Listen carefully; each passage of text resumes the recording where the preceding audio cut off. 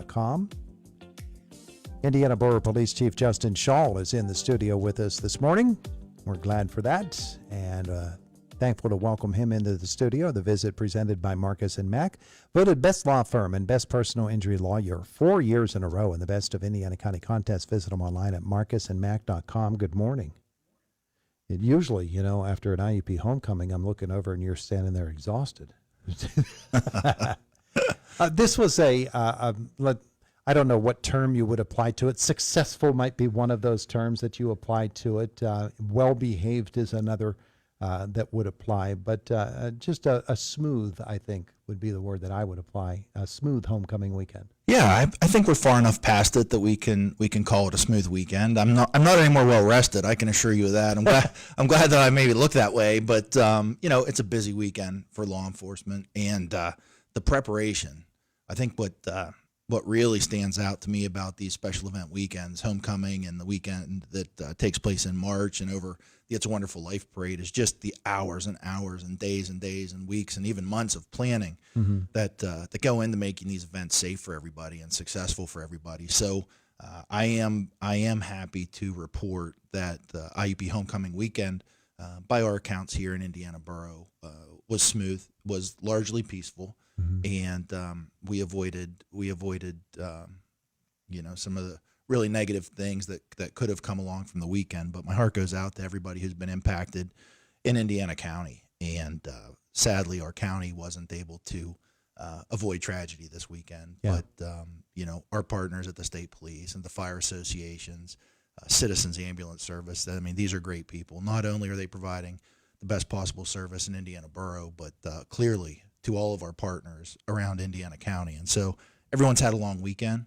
And so I just wanted to make sure that I said that, and that, we achieved the level of peace here in homecoming weekend, which is great, but it comes on the heels of things that aren't great. Yeah. And so how important is it to you as the Borough Police Chief to have the experienced police force that you do when it comes to homecoming and big events? You've got people there that have been through this many, many times before. They know what to expect, and therefore they know what to anticipate.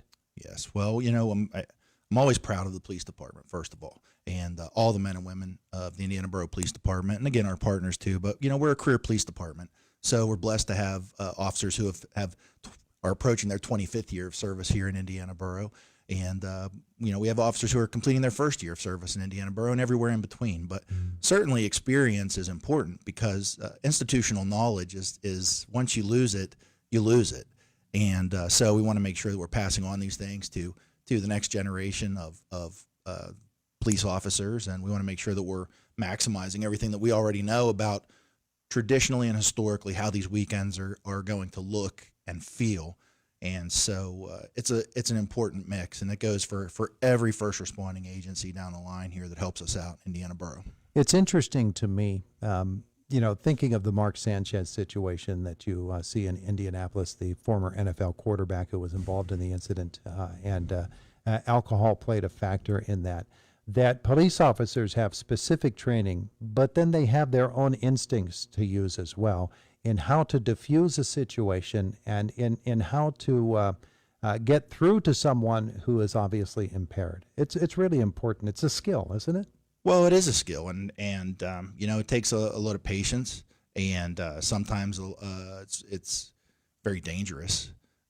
Alcohol intoxication of any kind, it allows a poor judgment, opens a door for poor judgment. And I don't profess to know all the details of what happened in Indianapolis. I do know the story that you're referring to, and I'm aware that alcohol is said to be involved. And so, we're constantly preparing for those things. How do you de-escalate a situation to make everybody safer? How do you protect someone that is either physically or, emotionally or mentally unable to care for themselves? And how do we do that so that we have least impact for everyone that is in the community, either surrounding that incident or watching that incident? And so, impairment is a big issue because it impairs judgment. And when your judgment's impaired, things can escalate rather quickly, and it makes de-escalation even all that more difficult. But to your point about the preparation and about the years of experience at the police department, we are no strangers to Thursday, Friday, and Saturday nights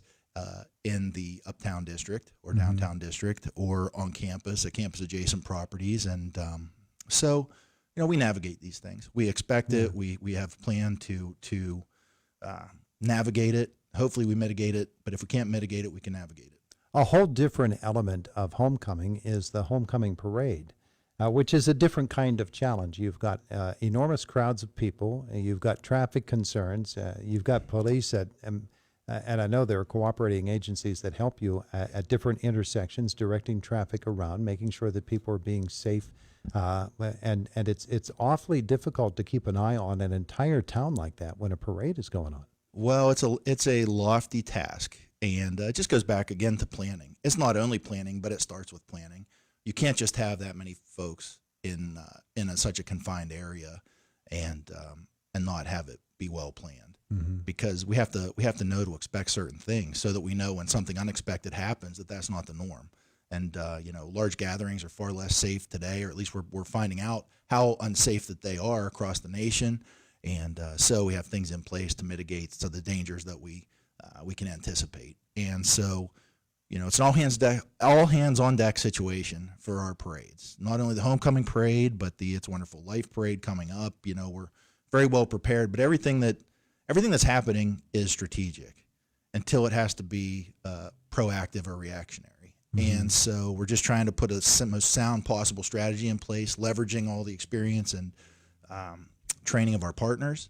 And, there's a lot of organizations that are involved in an event that large. But, beautiful weather. Everybody seemed positive. We had very, very little incident along the parade route. And so, again, I think I'm comfortable saying that parade was a safety success in Indiana Borough, and one that we can look to emulate in coming years. It's interesting to me as well that the different things that come up that you and your colleagues in the law enforcement community and in other areas have to deal with. It was a year ago that we were dealing with the Trump rally coming to the KCAC, and the challenge that was. It's hard to believe it's been a year, but it has.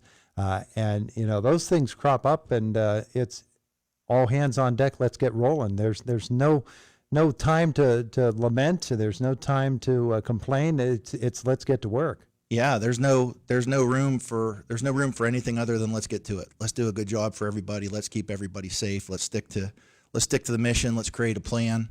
And there is no second guessing. We just move forward, one step in front of the other. The things that we can expect and anticipate, we do our best to expect and anticipate. The things that we can positively impact before they ever occur, the things that we're going to positively impact before they ever occur. And then there's an element of reactivity and, just great effort. And that's really what you see in these critical incidents and in some of these gatherings that pop up spontaneously. We have to rely on what we know and the training that we have and the partners that we have and the experiences that we have, and all those things build a public safety effort, and they all require all of us, which I think is why I keep saying that. It's just an important component of it. These things aren't happening in a vacuum. What happens in Indiana Borough can impact White Township, can impact Blairsville, can impact Homer City, and in reverse. So we just need to be good neighbors. We need to be great partners all the time.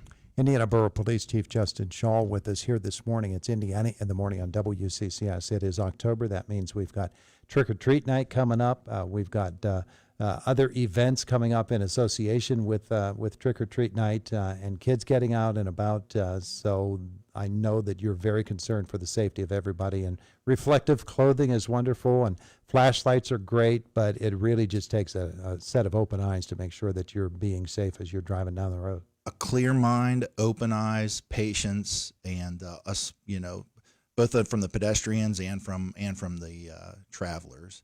It really is. We're going to put out some guidance from the police department on our social media come closer to Halloween, but really just be patient through town. Expect lots of foot traffic. Expect kids to be excited and not paying the fullest amount of attention. We have a foot race coming up, the Love of Life 5K, that we're going to be helping plug in with. And so Halloween isn't going to be the only event, but it's certainly one that we need to pay attention to in Indiana Borough. And again, you'll have all of our resources, and I'm sure all of our partner resources out there for everyone. Yeah, absolutely. Things going well in terms of around the schools since the start of the school year. I know that there are frequent patrols to make sure, and you put police officers actually in the school buildings too. I continue to be impressed with the way that we interact with our school district and the way that our school district interacts with us. Impressed and appreciative. And, from the leaders of the school to the teachers in the school to the students in the school. And the same I can say for the university, too. We're met with a high level of respect. We're met with support, which is important. But the partnership that we have with the school, I think it's invaluable. I say that as your chief of police. I say that as a father with students at the school district. And I say that as your friend who wants to care for your children well.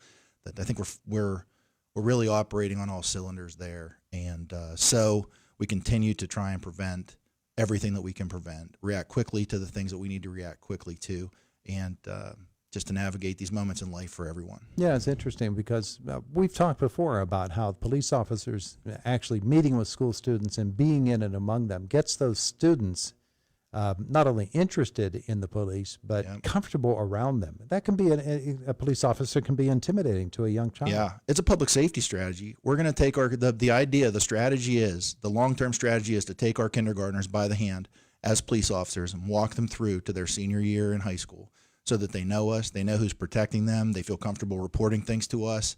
We can build some good citizens that way. These are all things that we want to do. And so although my tenure is not going to see a kindergartner graduate as a senior, I can assure you that I'm going to give it my best to make sure that every kindergartner, first grader, and the whole way up through understands how much the police department cares about them and how we all have to work together. Absolutely. All right. Good stuff today with Indiana Borough Police Chief Justin Schawl. Going to appear before Borough Council soon, yes? Borough Council's tonight, 7 p.m. Yeah. So. Very good. Very good. Thanks for coming in Thank today. you. We appreciate it. It is the voice of Indiana County, WCCS 101.1 FM, AM 1160, WCCSradio.com. Coming up, Fox News in just a couple of moments away from now, and then Josh Widdison with us from the WCCS newsroom. And we have on our schedule a visit with one of our Athena Award nominees in our 9 o'clock hour this morning. Low prices, wide selection, and extraordinary service. That's DeMayo's Market in New Mine. This is Joe from DeMayo's Market. For almost 100 years, we've been serving our customers with great quality and competitive prices.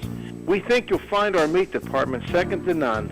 From our certified Angus steaks, our 10 varieties of homemade sausages, and fresh poultry and pork. As always, our meat is cut fresh and cut to order. Here at DeMayo's, we also have an in-store bakery for fresh buns, breads, cakes, and pies. Our catering department can help make your parties and events memorable and easy.